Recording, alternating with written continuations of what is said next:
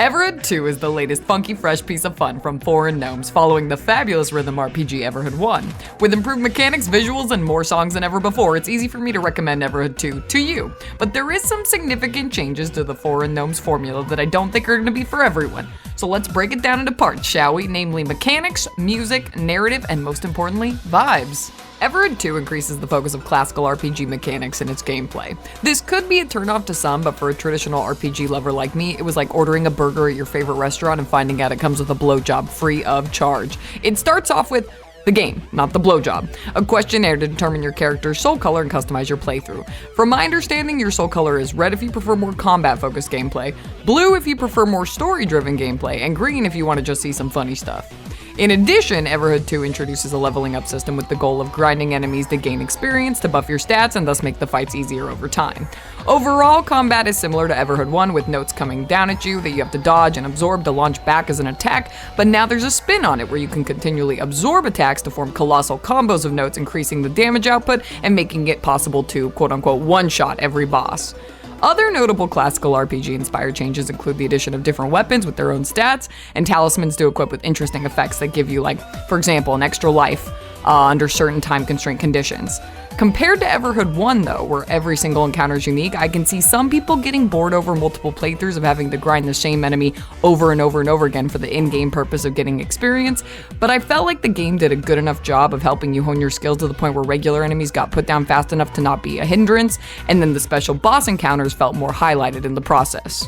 This segment's gonna be short and swift, because what else can I say about the soundtrack besides wowza? Music has always been this dev team's greatest strength, and it's the same with this entry. I don't know if music fetishists are like a thing, but if so, watch out, because I could see them creaming from their cochleas with all the love given to our lobes here. Talk about erotic.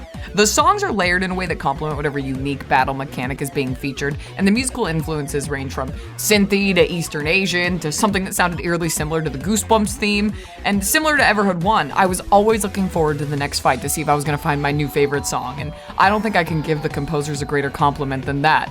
Every day I played this game, I had a new song stuck in my head. It was incredible. I can't say enough about the soundtrack. You're gonna love it.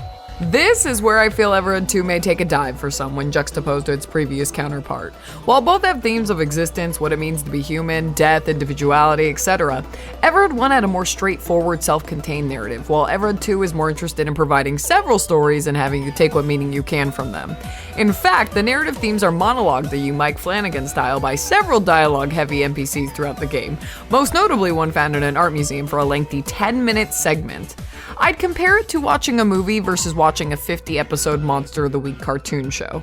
While there are still going to be some reoccurring characters and plot threads, you're going to be taking a lot of detours on your journey to the season finale, and that's not necessarily a bad thing, but I can see some people being disappointed at the less linear and frankly, less focused approach to storytelling. While I personally prefer Everhood 1's more focused narrative, I really appreciated Everhood 2's more bite-sized approach for different reasons.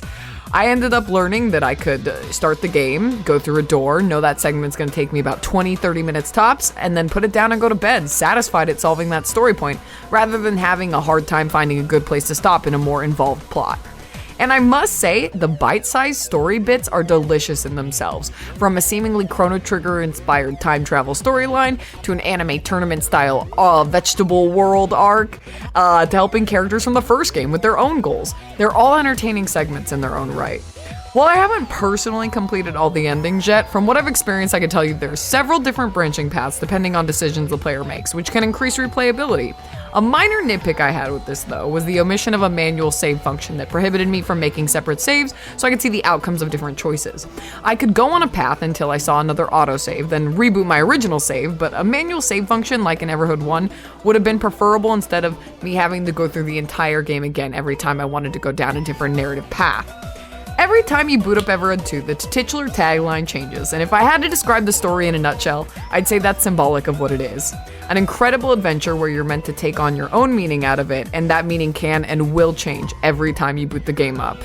Everhood 2 feels like a warm hug after dropping acid.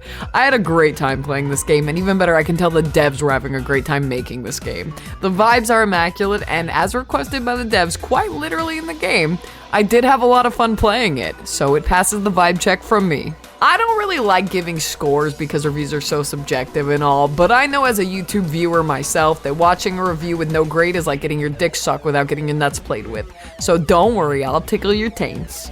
For me, I would give Everhood 2 an 8 out of 10. It's a polished rhythm game experience with an addicting soundtrack lacking only in providing the emotional impact of a less scattered and more cohesive story. I'll still be supporting Foreign Gnomes fervently in their future endeavors, as they are clearly devs that care about their craft and making sure people have a good time. Besides that, I hope you enjoyed the review. If you could like, comment, subscribe, check out some of my other videos, I'd appreciate it. Otherwise, stay groovy.